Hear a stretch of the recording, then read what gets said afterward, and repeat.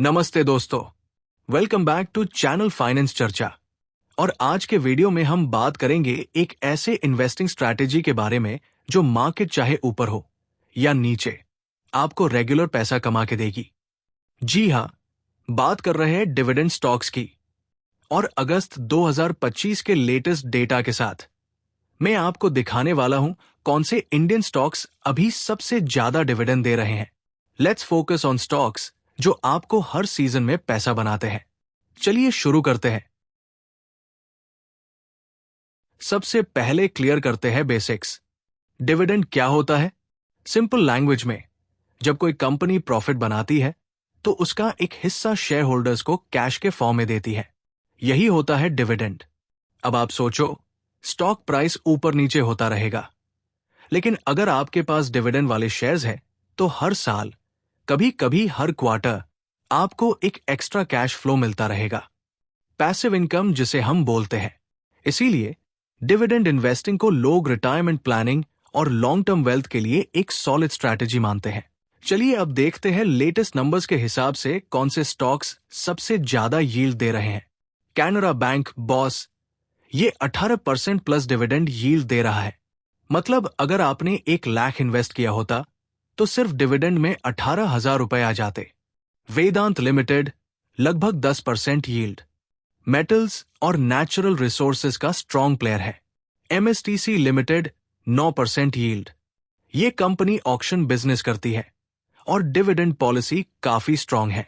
जागरण Prakashan media company, yield 8.3%। Coal India 6.9% यील्ड। PSU stock हर साल अच्छे डिविडेंड्स देता है। हिंदुस्तान जिंक 6.8% यील्ड। मेटल सेक्टर का और एक स्ट्रॉन्ग प्लेयर। और भी names Bajaj finance, Castrol India, PTC India, Nalco, सभी 5-6% रेंज में डिविडेंड देते हैं।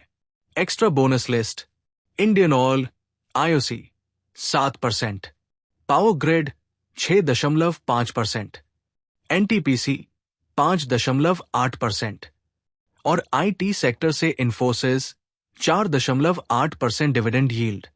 आईटी स्टॉक्स अभी डेकेड हाई डिविडेंड यील्ड्स पे चल रहे हैं, तो ये भी एक गोल्डन एंट्री पॉइंट हो सकता है।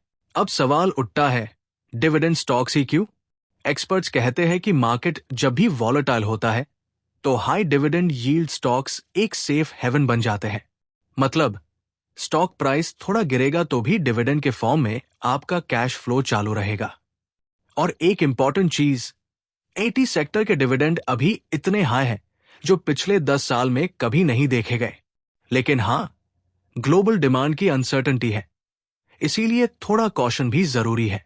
अभी अगर आप सोच रहे हो कि मैं कैसे सिलेक्ट करूं डिविडेंड स्टॉक्स, तो ध्यान रखो ये 5 चीजें।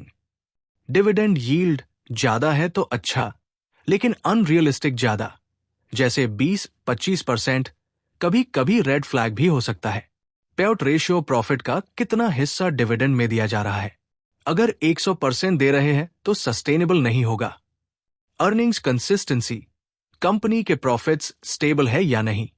डेट लेवल, हाई डेट वाली कंपनीज कभी कभी डिविडेंड कट कर देती है। सेक्टर हेल्थ, डिफेंसिव सेक्टर्स जैसे यूटिलिटीज, पावर, ऑयल गैस में डिविडेंड्स स्टेबल रहते हैं।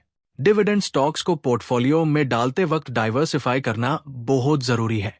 एग्जाम्पल के लिए, फाइनेंस से कैनरा बैंक, मेटल से Vedanta, Hindustan zinc, PSU energy से coal India, NTPC, power grid, IT से इन्फोसिस। इस तरह से अलग अलग सेक्टर कवर हो जाएंगे और रिस्क कम हो जाएगा।